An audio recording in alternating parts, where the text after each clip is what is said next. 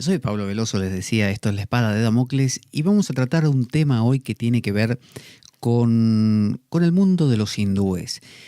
Sabemos que la sabiduría universal lleva ese nombre justamente porque se encuentra en todas partes. Uno escarba en China, uno escarba en la India, uno escarba en América, uno escarba en Europa y en África, y detrás de todas las apariencias encuentra un fondo común.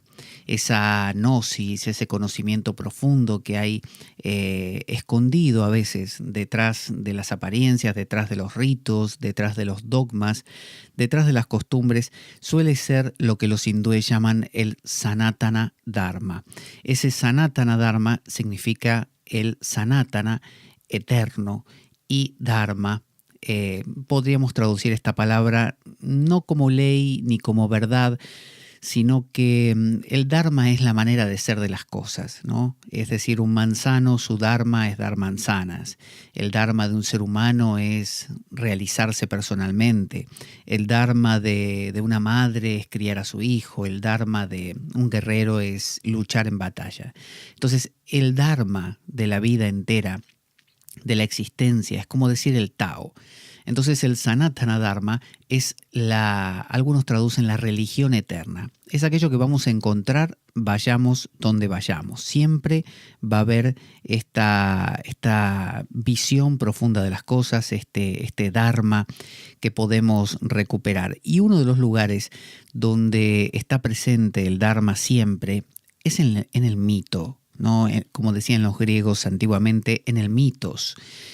Y hoy nos sentimos muy orgullosos de haber pasado del mitos al logos, es decir, de haber dejado atrás el mundo de las historias que contaban los ancestros bajo la luz de la luna, reunidos alrededor de una fogata, y empezar a pensar. Y nos parece entonces que un Sócrates, un Platón, un Aristóteles son justamente el epítome del sabio que ha madurado, ¿no? Y que es el signo de nuestra época, que ha dejado atrás esta tontería de pensar en cuentos chinos. Sin embargo, podemos entender este paso del mitos al logos como un paso intermedio. En realidad, haber dejado atrás el mitos infantil en tal caso, ha sido una gran cosa, porque la razón, la ratio, ha comenzado a desglosar todo lo que existe, pero tiene sus limitaciones. Y cuando desglosamos todo lo que existe, nos damos cuenta que todo queda en compartimientos. Y resulta demasiado estanco, resulta demasiado separada una cosa de la otra, luego no vemos las conexiones entre las cosas y toda la vida se nos empieza a antojar demasiado predecible, demasiado antagónica, se pierde la idea de los binomios, de los pares de opuestos que se complementan y nos parece que tiene que ganar un equipo de fútbol o el otro, o un partido político o el otro, y que cada uno no tiene nada del otro, cuando en realidad todo está conectado. Entonces ahí es donde el mitos puede volver ya con otra madurez, no con la idea con la que siempre se mira los mitos como que son propios de gente que todavía no maduró y que está creyendo todavía que no sé, que las tormentas ocurren porque Varuna decide llover, o porque Indra está con sus maruts ahí por el cielo y los maruts son unos guerreros que van golpeando sus escudos con sus espadas. Entonces se escucha lo que se llama trueno, ¿no? Lo que se conoce como trueno, y el rayo de Indra peleando contra Vritra, el gran demonio serpentino, no es nada menos que el rayo que uno ve en una noche tormentosa. Bueno, todo esto que es catalogado como mera estupidez por parte de mucha gente cuando mira a gente que a veces está más vinculada a pueblos ancestrales que todavía manejan estos mitos, y son vistos entonces estos cultores del mitos como simples personas infantiles que no han entrado en la crema innata de la razón. Bueno, lo que digo es que se puede entrar de nuevo en el mitos desde el paso por la razón, por la ratio. Es como Ken Wilber cuando habla del pre y el trans, ¿no? Podríamos decir que hay un mitos prepersonal y un mitos postpersonal o transpersonal. Es decir, podemos retomar estos mitos con una visión nueva. El mito que vamos a recorrer tiene que ver con Hiranyakashipu, que es un personaje que es un desbordar de egocentrismo y de narcisismo, y bueno, representa mucho a nuestra sociedad actual. De hecho, su propio nombre significa cama de oro o cuna de oro, ¿no? Representa esa comodidad que todos nosotros buscamos y queremos un mundo perfecto donde todo sea una gratificación personal, es decir, una ausencia total de sacrificio, de entrega al otro, de dar una mano, de ayudar, de perder, ¿no? Entonces vamos a echar mano del Vishnu Purana. Purana significa antiguo y en la India hay 18 Puranas importantes, de los cuales el Vishnu Purana, es considerado el más antiguo de todos. Algunos lo datan en el primer siglo antes de Cristo, otros ya lo ponen después de Cristo.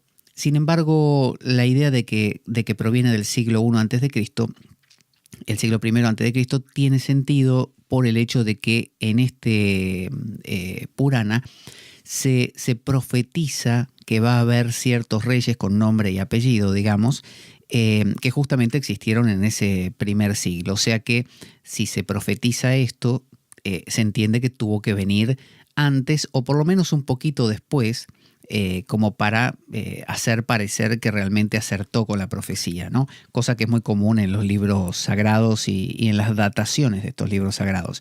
Pero bueno, bien podría ser, no sé, desde el 300 después de Cristo y alguno hizo que profetizaba cosas que supo que habían pasado. Pero bueno, más allá de eso, lo que nos importa es el contenido.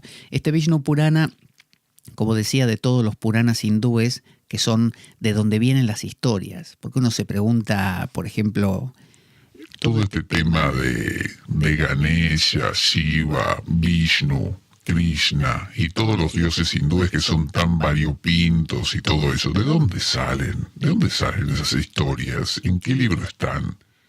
Bueno, la respuesta es en los Puranas. Estas historias provienen de los Puranas. Luego los toman un poquito a veces los Tantras y desarrollan estas historias también, pero básicamente viene de los Puranas y de los Itihasas. Los Puranas son estos 18 principales, llamados Vishnu Purana, Matsya Purana, Linga Purana, Shiva Purana, Devi Purana, Bhagavata Purana. Es decir, hay un Purana normalmente para cada dios o grupo de dioses. Entonces, los que son, no sé, shivaitas en la India, les gustará más el Shiva Purana o el Linga Purana. Luego, los que les gusta Vishnu, les gustará más, o Krishna, les gustará el Vishnu Purana, el Bhagavata Purana y así. Entonces, también en los Itihasas, como el Mahabharata, que en algún momento hablaremos, y el Ramayana, que son dos historias épicas, grandiosas y antiguas, que alguien decía que quien lea estas dos historias es como si hubiera vivido 10 años en la India, ¿no? Pero bueno, nos vamos a centrar en el tema de los Puranas, y en este caso del Vishnu Purana específicamente, que es un diálogo entre el sabio Parasara y su discípulo Maitreya. Es una conversación donde Maitreya le va preguntando cosas y Parasara se las va respondiendo. ¿De qué hablan? Bueno, se entiende que todo Purana, para que sea un Purana hecho y derecho, tiene que tratar algunos temas clásicos, que son, por ejemplo, la vida de los avatares hindúes, ¿no? Por ejemplo, Krishna, Rama, Varaha, Matsya, Nrisingha, Kalki, distintos avatares, encarnaciones divinas. Luego tiene que hablar también de la genealogía de los reyes santos, de las luchas entre dioses y demonios, entre devas y asuras, y también reglas de conducta y prescripciones para la humanidad en general. Así que de estos temas es que habla este Purana. Y en este caso vamos a ir al capítulo 4 del libro 3 del Purana, donde de una manera resumida, porque este no es el Purana extenso, porque si no tardaríamos mucho, vamos a ver esta historia de Hiranyakashipu que nos va a contar mucho de cómo funcionamos, nos va a ayudar a conocernos. Dice Maitreya, que es el que pregunta, dice, creo que Daksha nació del pulgar derecho de Brahma.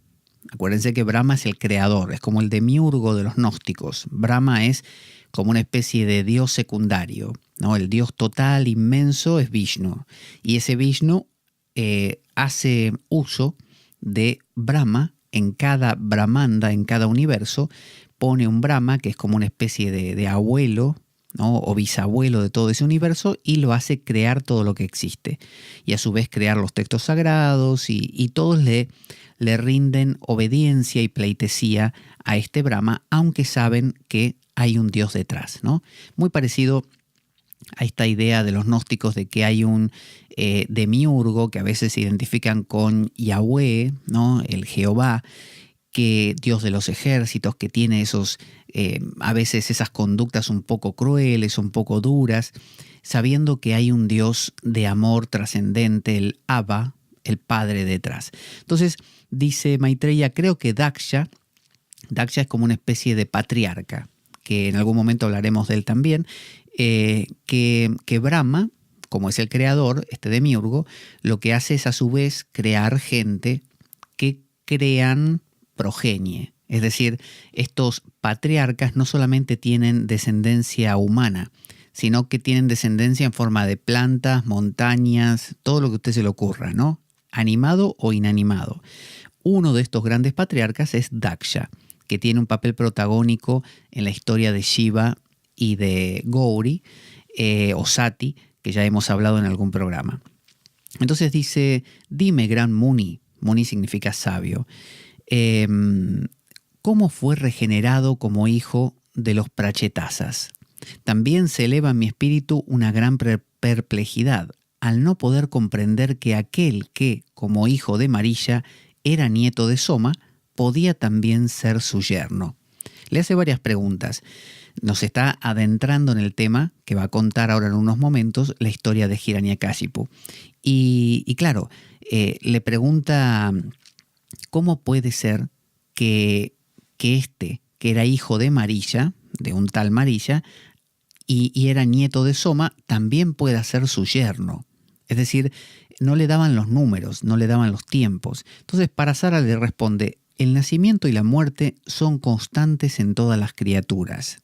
Ya está planteando el tema de la impermanencia, como que todo está cambiando, que nada permanece mucho tiempo igual. No solamente criaturas vivas, todo, se refiere a que todo está en movimiento. Ahí nos está hablando ya de que no hay una identidad fija, que nada es lo que es, sino lo que está siendo. Es decir, usted no es usted, no es un usted fijo, es un usted que está modificándose y que mañana vaya a saber lo que es. Entonces dice, los rishis, que son los videntes, los que ven la verdad, por así decir, y la traducen en los Vedas, en todo el cuerpo escritural hindú, los rishis y los sabios instruidos en las verdades divinas no experimentan esa perplejidad que tú sientes. Está queriendo decir, tu manera de percibir las cosas es válida, pero no es la misma de una persona que realmente comprende de qué va la vida. Quien comprende de qué va la vida lo ve de esta otra forma. Dice, Daksha y los demás eminentes munis, sabios, están presentes en toda edad y en el intervalo de la destrucción cesan de ser. Recuerda que los hindúes plantean una idea cíclica. Las cosas no son lineales como las entendemos nosotros desde nuestro mundo judeo-cristiano helénico, ¿no? No, para ellos todos son ciclos temporales. Los griegos tenían esto también, pero el mundo judío es un mundo lineal. Quizá porque la muerte en un desierto es una muerte y no hay más nada. Mientras que en un mundo donde hace calor, más mediterráneo, y en la India ni le cuento, cuando algo muere, enseguida empiezan a aparecer toda clase de seres, desde los gusanos que aparecen hasta los hongos que crecen sobre ese vegetal que murió, sobre esa persona, sobre ese árbol que se está pudriendo por el calor, por las lluvias, mientras que en un desierto, a veces, como pasa en Egipto, cuando algo se seca, se muere, queda tan seco todo que ni se pudre. Y por eso muchas momificaciones han perdurado siglos, porque el clima es propicio para ello. Entonces, para un clima desértico, lo que finaliza, finaliza. Esa es la idea judeocristiana, y por eso nos parece que el Apocalipsis es el final. Mientras que en realidad la idea un tanto helénica, pero a su vez también esta idea que también viene de los egipcios, porque los egipcios tenían el Nilo. Aunque su clima era desértico, el Nilo provocaba con su exuberancia al regar todos esas tierras y generar un tipo de limo especial, bueno, generaba una regeneración. Esta era la idea de la muerte y la resurrección, la muerte y el volver a la vida, entrar en el otro mundo, esa continuación era más factible para los egipcios. Y esto, como los griegos eran unos grandes admiradores de los egipcios, todo su formato de cultos mistéricos griegos, Eleusis, por ejemplo, los cultos dionisíacos, todos se tiñeron de esta idea de ciclo.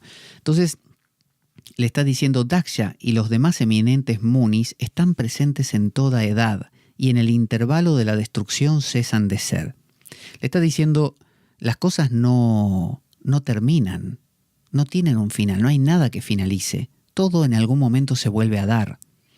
Es decir, desaparecen, le está diciendo. Cuando ocurre, dice, el intervalo de la destrucción. Cuando ocurre la noche de Brahma, este Dios creador, tiene su día y su noche, como nosotros. Solo que duran, pero miles y miles y billones de años, ¿no? Entonces, cuando viene la noche de Brahma, Brahma duerme. Cuando Brahma duerme, casi todo el huevo de Brahma se destruye, se inunda, se llena de agua. Entonces, todos los seres mueren, salvo Brahma y 3 o 4 más. Y cuando Brahma despierta, todo esto vuelve a recrearse. Hasta que ocurre una gran disolución, que es cuando muere Brahma y todo el universo que él presidía se destruye, para volverse a crear más adelante. Entonces, en cada universo de los que hay, que son como, imagínese uvas, por ejemplo, un racimo de uvas, ¿no? En cada uva, en cada universo, hay un Brahma, hay un Daksha, hay un Ganesha, todos los que están en un universo están en todos, solo que con diferentes caras, con diferentes detalles, un poco como plantea la física cuántica con los universos paralelos. Entonces le está diciendo, acá nada termina. ¿A vos te parece que es raro que pueda ser el yerno? Es como si a mí me dijera alguien, ¿cómo podés vos ser el padre de y al mismo tiempo el hijo de esa misma persona? Y porque si yo lo miro en cuestiones temporales, y sí tengo cierta edad y yo no puedo ser el hijo de. Sin embargo, yo estoy en todo tiempo. Entonces, eso mismo le plantea Arjuna a Krishna en el Bhagavad Gita. Cuando Krishna dice que él le enseñó este yoga que le está enseñando a Arjuna a Vivaswan, el dios del sol. Entonces, Arjuna le pregunta, pero ¿cómo vos, que tenés un poquito más de edad que yo nada más, podés haber conocido a Vivaswan, que vivió hace, no sé, miles de años? Entonces ahí Krishna le cuenta, no, es que tú y yo somos eternos, nunca dejamos de existir, solo que tú estás creído que eres solamente ese cuerpo, mientras que yo, mi concepto de mí es un concepto que trasciende el tiempo y el espacio, es decir, yo soy toda la vida que existe. Por lo tanto, soy también el que vivió hace 2000 años atrás, por ejemplo. Y soy el Pablo que caminó por África, y soy el Pablo que fue un esquimal también en el Polo Norte, y soy el Pablo que todo eso soy. Entonces, el sabio, dice Parasara, no tiene ninguna duda respecto a esto. O sea, sabia es aquella persona que tiene este concepto de vida, el concepto de soy todo lo que existe. ergo, es decir, por lo tanto, nada puede destruirme. El sabio es el que carece de miedo. Carece de miedo porque sabe que es eterno. Sabe que Él es las montañas, Él es las flores, Él es su Hijo como también su Padre y como también Él mismo. Es decir, cuando una persona tiene esa noción de sí misma, ya no tiene miedo. Ya sabe que es todo lo que existe y todo lo que existe no puede ser destruido. Uno puede entender que destruye, no sé, una flor, o no sé, o matar un animal o una persona, pero no puede destruir toda la vida.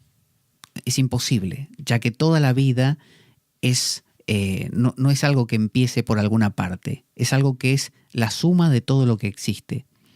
Entonces, el sabio no tiene ninguna duda respecto a esto. Dice, entre ellos no había en otro tiempo ni más viejos ni más jóvenes. Las rigurosas penitencias y el poder adquirido eran las únicas causas que establecían una diferencia de grado entre aquellos seres más que humanos. Está contando que había un tiempo, la Edad de Oro, que recuerda que la Edad de Oro no es necesariamente una época de cierto año o cierto siglo. La Edad de Oro es una condición del ser.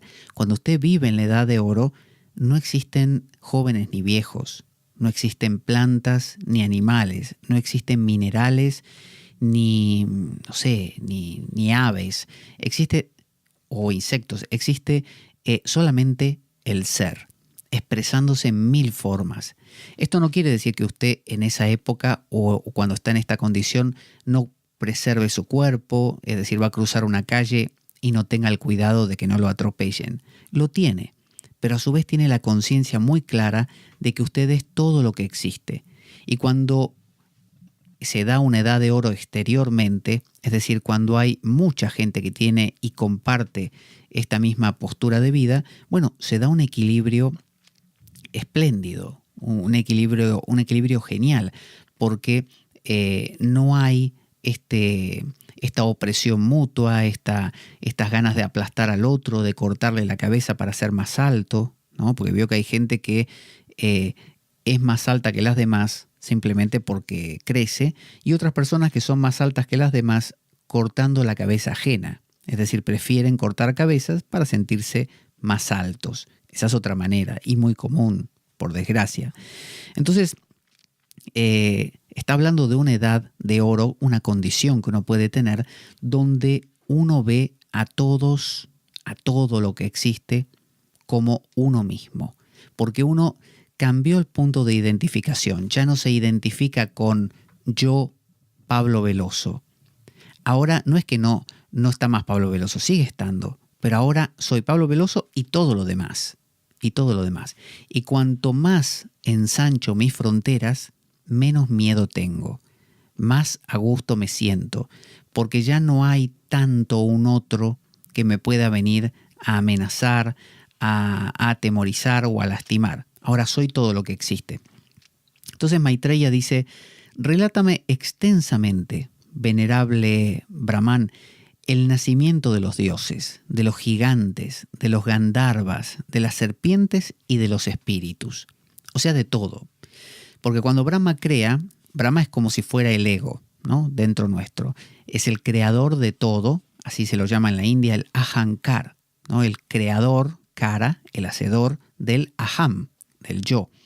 Entonces, nuestro ego es un pequeño creador de nuestro mundo interno. Crea pensamientos, aglutina ideas para que empiecen a cobrar asiduidad, y cuando uno, acuérdese, se vuelve frecuente de ciertos pensamientos, se convierten en hábitos que luego nos definen, sean hábitos positivos o negativos. Entonces el ego es un gran creador de nuestra identidad. Entonces se está preguntando cómo ese ego crea, le está diciendo cómo crea un ser humano todo lo que es, todo lo que piensa, todo lo que siente. ¿Cómo es que diría alguien, amuebla su interior? Como cuando uno le dan una casa vacía y le dicen, mira, acá tenés la casa, ponele los muebles que más te gusten, a tu manera, a tu gusto, a tu estilo. Eso es amoblar. Usted al amoblar está creando una huella, ¿no? El que entra a esa casa dice, esta es la casa de fulano, se nota. Bueno, amueblar nuestro ser interior, llenarlo de este pensamiento y no de aquel otro, una pizca de esta emoción y no de aquella otra, es lo que hace que usted sea usted. Entonces, esa es la labor de Brahma. ¿Y qué crea? Fíjese, no crea dioses nada más, que sería como decir lo más sutil y maravilloso. No, crea gigantes, que son los asuras, ¿no? Como los demonios, crea gandharvas, que son unas especies de compañeros de las ninfas, crea serpientes y crea espíritus. Es decir, crea luces y sombras, porque si no, no habría contraste, no habría juego. Es decir, la mente humana necesita de esos contrastes, no deben ser negados. Lo que sucede a veces es que uno, como decía Parasar hace un rato, uno pierde la noción de haber creado todo esto y tiende a tomar partido. Y empieza a decir, por ejemplo, a mí me gusta, la verdad, los dioses, ¿viste? Me gustan los pensamientos de alegría, de amor, de pasarlo bien, de estar contento. No me gusta mucho la del tema de los demonios, de los gigantes, ¿viste? Porque siempre están peleando y me hacen sentir mal. Entonces ahí empieza uno a crear sombra, diría Jung. Empieza a elegir, a tomar partido y la parte que quedó fuera de la historia empieza a querer entrar a nuestra vida y normalmente lo hace de una manera poco agradable. Entonces Parasara, el sabio, dice, ahora sabrás cómo Daksha, que es la mano derecha, por así decir, una de las manos derechas de Brahma, de nuestro ego, ¿no? Uno de los esfuerzos que hace el ego por crear orden, creó las criaturas vivientes, siguiendo las órdenes de Brahma, del ego. Viendo que la raza nacida de su voluntad no se multiplicaba, se determinó, a fin de asegurar su crecimiento, a establecer el comercio de sexos como medio de multiplicación de las razas. Es decir, fíjese, Daksha creó primero, ¿no? Nuestro ego, Brahma, hace un esfuerzo, se va extendiendo, va creando patrones de pensamiento, Daksha, para generar más, ¿no? Para generar más patrones, más hábitos, todo lo que usted diría es mi personalidad, todo lo que lo constituye. Pero para que eso dé frutos, fíjese, tiene que haber comercio entre los sexos, es decir, tiene que haber claros y oscuros. Daksha se dio cuenta que si creaba, no sé, la jirafa macho y nada más, no se iba a reproducir. Es decir, si usted crea un pensamiento súper bonito, ¿no?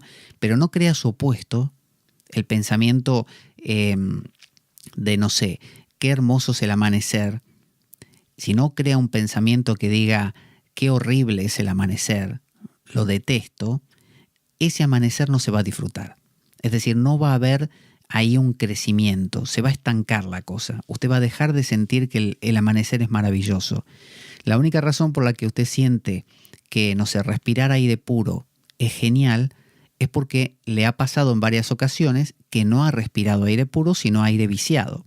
Entonces, cada vez que respira aire puro, se acuerda de lo feo que era respirar aire viciado y dice para sus adentros, respirar aire puro es maravilloso, es lo mejor que te puede pasar, ¿eh? Mira, ay, qué puro está este aire, cómo me gusta.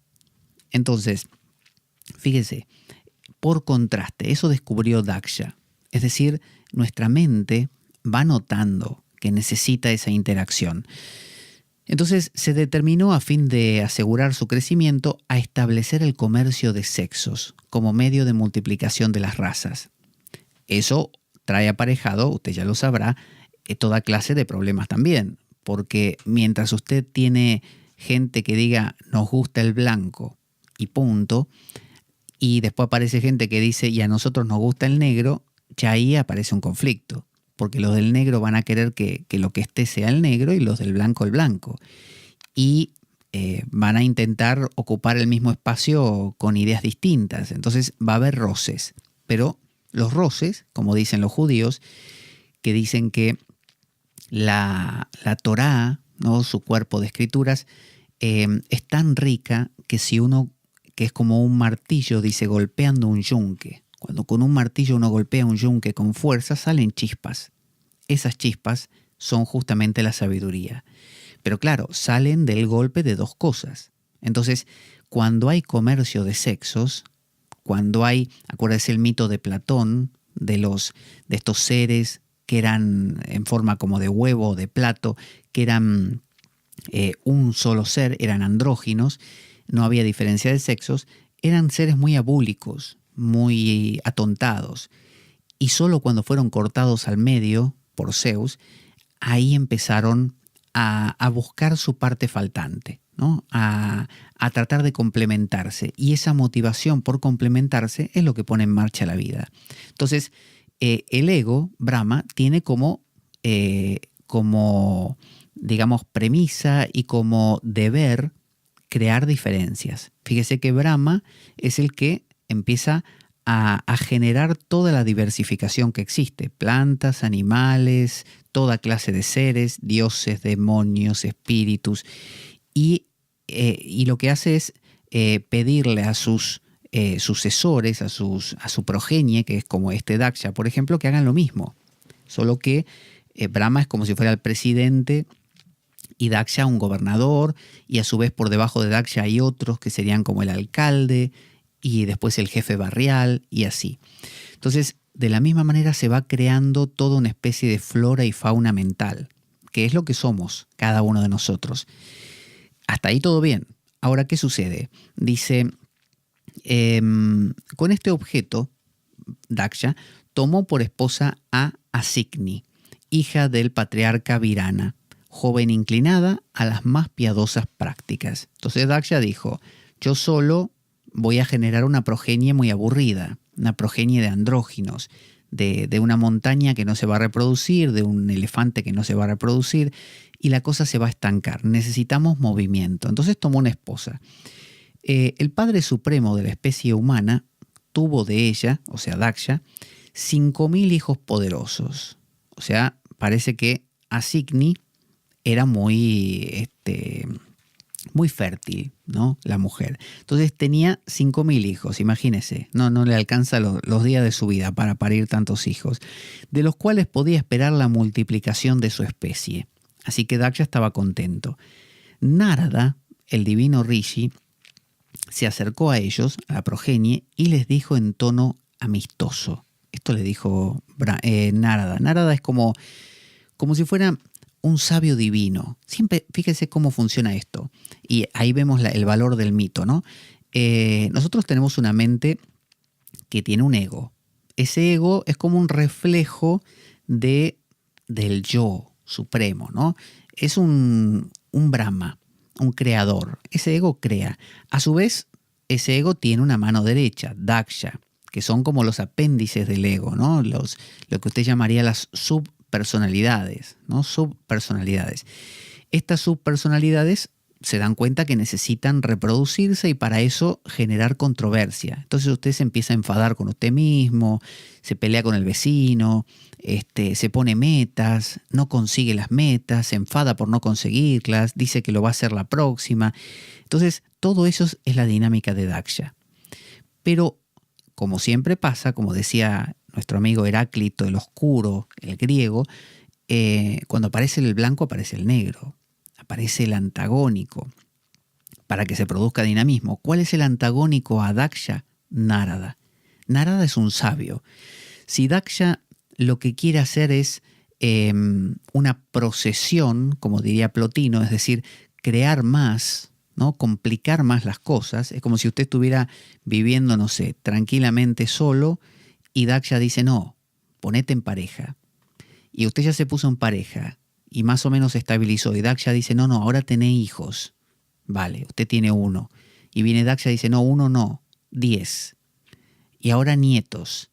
Es decir, todo eso trae aparejado problemas. O sea, grandes placeres y no sé, y beneplácitos, pero al mismo tiempo trae complicación. Porque cuanto más usted complejiza su vida, más cosas se le dividen y se le oponen entre sí y en más cosas tiene que pensar y más cosas tiene que resolver. Cuando aparece eso, al mismo tiempo aparece dentro de usted una energía que quiere regresar, ¿no? Regresar a la paz. Entonces, ocurren dos energías contrarias. Los hindúes le llaman pravriti, que es la energía que sale de la unidad, del equilibrio y se complejiza. Llámese meterse en problemas, ¿no? Más cosas, más lío, más deudas, más esto, más trabajo, más carreras universitarias, más viajes, más, con todo el placer que eso implica, pero también con la complicación. Y a la vez aparece una energía que le viene y le dice al oído: escúchame, ¿por qué no aflojas con todo eso y descansas un poco? La vida se trata de estar en paz, ¿viste? Eso que estás haciendo vos no es bueno. Tanto lío. ¿Por qué no te sentás y meditas? Ese es Nárada. Y Nárada es un tipo que es como una especie de Eros y Tánatos de los griegos. Eros sería como la energía, de ahí viene el erotismo, ¿no? La energía que se multiplica y que crea diversidad y que lo invita a usted a, no sé, acercarse a esa dama y generar una relación. Y por otro lado está Tánatos, la energía de la muerte, la mortificación, el deshacerse. Eso es lo que le propone Nárada. Vamos a escuchar un audio muy pequeño que nos cuenta cómo colaborar con nuestro programa, con la Espada de Damocles, para poder conseguir bibliografía, como por ejemplo esta del Vishnu Purana. Así podemos tratar temas muy, muy interesantes. Ahí va. Nuestro programa carece de sustento económico externo. Si quieres colaborar y apoyarnos, puedes hacer de cuenta que me invitas un café y dejar una donación equivalente a ello o lo que tú desees a través del enlace de PayPal que aparece en nuestro canal en iBooks. Si tienes alguna duda al respecto, puedes enviarme un correo a info@gmail.com para informarte y desde ya muchas gracias por ello.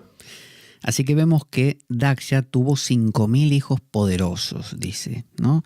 De los cuales podía esperar la multiplicación de su especie. Eso es lo que hacemos. De hecho, en Occidente se nos enseña a ser Daksha, a tener 5.000 hijos, es decir, a meternos en 5.000 cosas distintas, a complicarnos más, a hacernos más preguntas, a estudiar más, a investigar, a leer más, a comprar más, a viajar más.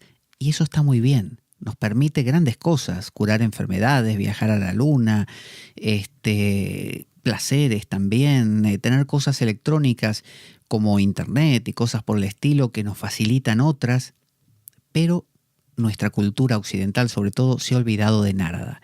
Y Nárada es un sabio que con su dhoti, su vestimenta clásica hindú, toca una vina, un instrumento musical de cuerdas, y canta siempre un mantra a Narayana, ¿no? Que es el mantra, a veces la misma palabra, Narayana, y otras veces Om Namo Narayana. ¿Qué significa Narayana? Narayana significa Nara, hombre, y Ayana significa el camino, ¿no? O el residir también. Entonces sería el camino que está dentro del hombre, ¿no? O el Dios que reside en el hombre. Entonces es como una especie de recordatorio de esa divinidad esencial, de ese ser olvidado. Como decía Heidegger, la pregunta por el ser. Bueno, Nárada es el que viene y te dice: escúchame, ya tenés casa. Te digo en plural, casas, coches, esposa, hijos, perro, gato, canario, tortuga, te vas de viaje, tenés un yate, un avión propio, tenés un puesto y una jubilación importante. ¿Qué más querés? ¿Por qué no aflojas con todo eso y te dedicas un poquito a hacerte la pregunta de ¿quién soy yo? Ese es Nárada. Es fastidioso, Nárada, obviamente. Entonces, Nárada, el divino Rishi, se acercó a ellos, a los 5.000 tipos que creó. Acuérdense, los hijos no eran solamente personas. Daksha con su esposa Asigni, en realidad crearon árboles. O sea, usted dice el pino, ¿quién lo creó? Daksha. No sé, la montaña, el Aconcagua, ¿quién lo creó? Daksha. con Asigni. Lo crearon ellos. ¿Cómo hizo Asigni para parir a la Aconcagua? No lo sé, pero ella lo creó todo a partir de la simiente también de Daksha. Entonces, todo esto creado venía con la huella, con la impronta de vamos a seguir complicando todo, ¿no? Cada vez más, ¿no? Es como cuando usted tiene un hijo y usted fue criado para consumir, su hijo ¿qué va a hacer? Seguir consumiendo, ¿no? Y si puede más, mejor.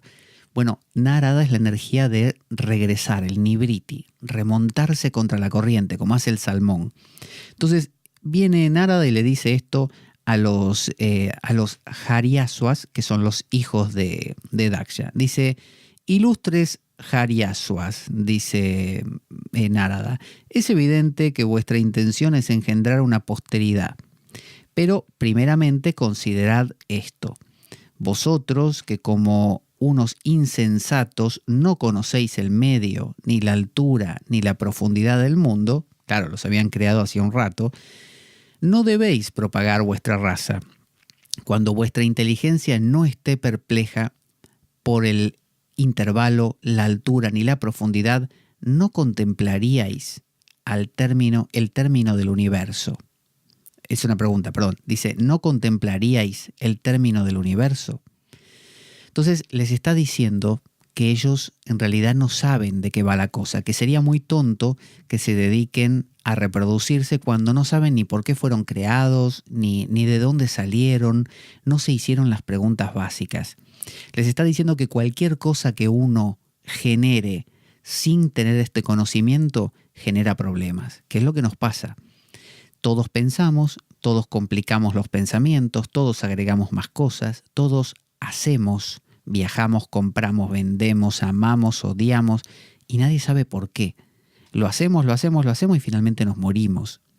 Y no tenemos ni idea ni inicialmente por qué, para qué, cómo, siquiera. Es simplemente una inercia. Entonces por eso les pregunta, cuando vuestra inteligencia no esté perpleja por el intervalo, la altura ni la profundidad, fíjese que Chuang-Tzu, un sabio chino, decía que el gran problema vino cuando surgieron las 5 notas musicales. El gran problema vino cuando apareció la escritura. El gran problema vino cuando apareció el debes y el no debes. Es decir, plantea Chuang-Tzu que cuando uno empieza a generar un mundo de preferencias, de esto es mejor que aquello, esto está más alto que esto otro, esto es más pequeño o más grande que aquello otro, genera contrastes. Y cuando genera contrastes, genera problemas, porque el contraste es una frontera. Cuando yo digo yo soy mejor que tú, o tú eres más grande que yo, estoy trazando una línea y los dos queremos cruzar esa línea. O sea, yo quiero apropiarme de lo que el otro tiene, que yo carezco, de lo que yo carezco, y el otro a su vez conmigo. Entonces, el inicio del movimiento de la vida lo da justamente el contraste. Daksha lo sabe y por eso buscó una esposa para generar este contraste y crear entonces un mundo que se mueva. Narada les está diciendo, no, si crean un mundo que se mueve sin primero conocerse, meten la pata. Entonces les dice, ¿por qué no aflojan con esto de reproducirse? Al oír las palabras de Narada, los hijos de Daksha se dispersaron a través de las diversas regiones. Todavía no han vuelto, dice Parasara. Como los ríos que se pierden en el océano jamás vuelven a su fuente. Esa metáfora es la metáfora del sabio. Cuando el Buda alcanza el nirvana, cuando un sabio alcanza el despertar, es como si un río, que un río en realidad es un agua secundaria, regresase al océano. Cuando el río hace su desagüe, su regreso al océano, porque todos los ríos obviamente bajan desde las montañas de los deshielos y finalmente se unen a la masa de agua más grande, y ahí, cuando se está mezclando, usted dice, bueno, todavía esto es parte del río, ¿no? Y esto más allá ya es más océano, más allá adelante ya es totalmente océano, pero si usted se mete más adentro, no queda nada del río. Usted no sabe dónde está el río. Como esa muñeca de sal que quiso medir la profundidad del océano y cuando dio 5 pasos desapareció. Entonces, fundirse en ese ser, en esa pregunta, ¿qué es existir? ¿No? No quién soy yo, qué hago yo, qué se espera de mí, qué tendría que yo pensar o no pensar. No. ¿Qué es ser? No qué es mi ser. No, ¿qué es ser? La condición de ser. Esa pregunta tan básica, cuando uno la hace, todas las diferenciaciones se dispersan. Entonces, estos 5.000 que creó Daksha desaparecieron. Entonces, fíjese cómo hay ese continuo litigio entre su y mi tendencia a complejizar y la tendencia a simplificar. Habiendo desaparecido los Haryasvas, el patriarca Daksha tuvo de la hija de Virana 1 millar de hijos más. O sea, dijo así Daksha, fíjese. Así que el Narada se hace el vivo, ¿no? Y los 5.000 que tuve, bueno, voy a tener 1 millón ahora. Vení, Asigni. Y la pobre Asigni tuvo que tener montones de hijos con Daksha. 1 millón ahora. No, nada de 5.000, 1 millón. Entonces, fueron llamados los Sabalasvas. No, Sabalasvas. Sí, Sabalasvas. Y deseaban tener prosperidad. Pero Nárada les apartó de esta idea otra vez. Apareció Nárada y con medios semejantes a los que había usado con los Haryasvas, los disuadió. El uno al otro se dijeron, ¿no? Los Sabalasvas. Dijeron así: lo que el Muni ha observado es prácticamente justo. Debemos seguir el camino que tomaron nuestros hermanos. Cuando hayamos conocido la extensión del universo, propagaremos nuestra raza. Es decir, es la consigna de primero descubrite, ¿no? Descubrí qué sos, quién sos, qué es ser, ¿no? Y luego hace todo lo que quieras, ¿no? Es decir, como el dicho de San Agustín que decía, ama y haz lo que quieras. Es decir, primero ama, ¿no? O primero encuentra el reino de Dios y su justicia y todo lo demás se te dará por añadidura, decía Jesús. Es decir, busca, esa es la consigna de Nárada, busca primero la pregunta por el ser. Eso decía Krishnamurti también, cuando la gente venía y le preguntaba a Krishnamurti, señor, yo tengo un problema marital, ¿qué debería hacer? Y Krishnamurti decía, mira, lo que vos tenés que hacer primero es entender el deseo y entender al observador y lo observado. Y cuando entiendas eso, después hablamos del otro. Claro, básicamente lo que decía y que fastidiaba a los demás con esto era que no se trataba tanto de andar resolviendo problemas, sino de entender por qué se generaban. Es como si usted se le rompe algo del coche y lo repara, y se le rompe otra cosa y la repara, y se le rompe otra y la repara. Pero lo interesante es descubrir por qué se le está rompiendo, ¿no? De manera de anticiparlo y evitar futuros problemas, ¿no? Futuras rupturas. Pero bueno, esto es lo que les proponía Nárada, y esta tendencia la tenemos todos dentro nuestro. Palpita, no la podemos matar, a Nárada no se lo puede matar. Y fíjese qué curioso que aunque hay un Daksha en cada universo, como si fuera un racimo de uva, en cada uva hay un Daksha y en cada uva hay un Brahma, no pasa lo mismo con Nárada. Nárada es el mismo, es uno solo para todos los universos. Y él va rebotando entre uva y uva, por así decirlo, y va contando esta misma historia en cada una de ellas, disuadiendo a la gente, llevándolos por el camino de la renuncia, digamos, del regreso, diría Plotino, de ese arrepentimiento, de ese regreso al origen, ¿no? Como los cristianos cuando dicen, me arrepentí de mis pecados y regreso a Dios, ¿no? Fui lavado por la sangre de Cristo. Es una manera de decir, estoy regresando al origen. Bueno, Nárada es aquel que nos habla, pero aparece de vez en cuando. Claro, quizá hoy no está en nuestro universo, está en el de otro. Y Nárada entonces no va a manifestarse. Sin embargo, él viaja, estamos hablando en metáforas, a la velocidad de la luz. Y fíjese qué curioso, y con esto vamos a concluir hoy y continuar en la siguiente ocasión. Cuando yo estuve hace mucho tiempo con los Hare Krishna, que es un movimiento obviamente Vaishnava, es decir, Vishnuita, de esta línea de Vishnu, una de tantas, la gente piensa que los Hare Krishna son los únicos, no sé, monopolio, que tienen el monopolio de Krishna, ¿no? Que ellos son los únicos. No. En la India hay muchísimos movimientos que siguen a Krishna en diferentes formas o a Vishnu.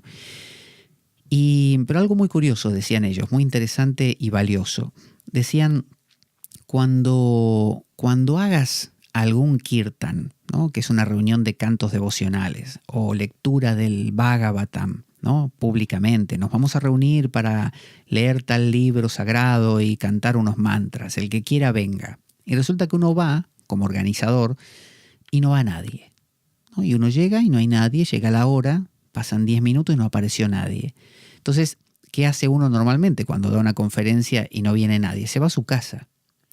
Sin embargo, eso implicaría que uno no está en el ámbito mítico. Cuando uno vive en el mitos, hay hadas, duendes, salamandras, ondinas, ¿no? Hay ángeles, arcángeles, tronos, potestades, dominaciones, ¿no? En términos también cristianos. O en estos términos hindúes hay devas, hay nagas, que son las serpientes, hay pisachas, hay bhutas, que son los espíritus, hay devas, asuras, hay todo. Entonces, decían estos Hare Krishna, dice, si no viene nadie a la reunión, da la charla igual, hace la lectura igual y canta los cantos igual, porque Narada viene. Y de hecho ponele un asiento, porque Narada, siempre que se hable del Bhagavatam y se canten mantras, está ahí, escuchando todo y participando. Entonces, aunque no venga nadie, dale la conferencia cantale estos cantos o cantalos con Narada, porque Narada lo comparte. Entonces, esto es una visión mítica, pero una visión mítica saludable, madura, ¿no? Si uno la aborda desde este punto de vista que estamos utilizando, que es el punto de vista psicológico, entendiendo que ese Narada es un principio interior. Ahora, si uno lo ve de manera infantil, claro, va a creer que es un tipo que vuela de un universo al otro y después va a querer intentar explicar cómo se mueve de un universo al otro y se va a inventar que tiene alguna nave espacial y va a venir otro que estudió ciencias y va a decir, es imposible porque la velocidad de la luz no se puede sobrepasar y no sé cuánto, y entonces Narada no podría estar en 5 universos a la vez por las distancias. Y lógico, es muy coherente, pero no estamos hablando de eso literalmente, estamos hablando de un principio interior. Narada es nuestra tendencia de regreso, de nibriti, de regreso a la esencia, y está siempre en nosotros. Y Daksha no es malo, no es negativo, es simplemente la tendencia egoica a la proliferación, a la multiplicación, a la variedad, al antagonismo, al roce, mientras que Narada es el que nos ayuda a ver todo esto conectando las cosas. Daksha quiere separarlas, diciendo, por ejemplo, este es bueno y este es malo, esto me gusta y esto no, esto es lo que tiene que pasar y aquello nunca tiene que pasar, mientras que Narada dice, no pasa nada. De hecho, Narada, ¿qué hace? Baila y canta, ¿no? Y así va de mundo en mundo bailando y cantando, tomándose las cosas de forma risueña. De hecho, Narada es la imagen del Hermes de los griegos, el Mercurio de los romanos, y también el dios, tiene un parentesco con el dios Tot de los egipcios, en su sentido de comunicador, porque Narada muchas veces es el que va y viene llevando mensajes. Entonces podemos, para concluir hoy, abrir un poco nuestros oídos, no solamente a Daksha, que nos dice eso de metete en una cosa más, apuntate a un curso más, viaja a otro lugar, a dónde vamos mañana, ¿no? Y podemos abrir un poco los oídos a Narada, que nos dice menos multiplicidad, más unidad. Quedémonos uniendo cosas y no separando tanto. Quedémonos con menos cosas, decrezcamos, ¿no? En lugar de crecer continuamente. Aquietemos, ¿no? apaciguemos. Ese es el camino de Narada, que no tiene que ser el único, porque de lo contrario no habría vida, no habría multiplicidad, no habría juego, no habría lila. Vamos a escuchar nuestra cortina de despedida y nos encontramos en el próximo programa para seguir transitando este magnífico Vishnu Purana y sus historias. Soy Pablo Veloso, esto es La Espada de Damocles y nos despedimos hasta la próxima. Ahí va.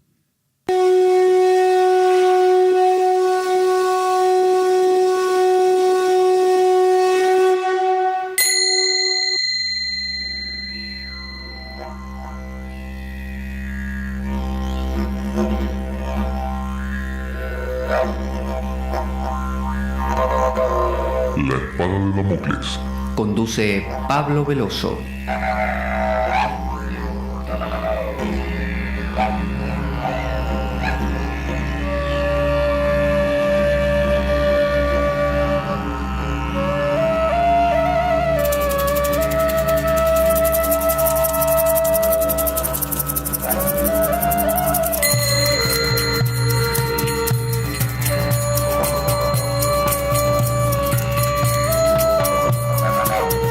Y dado que la vida es un macabro juego concebido por una mente perversa, únete a nosotros en nuestro próximo programa, cuando escuches las siguientes palabras.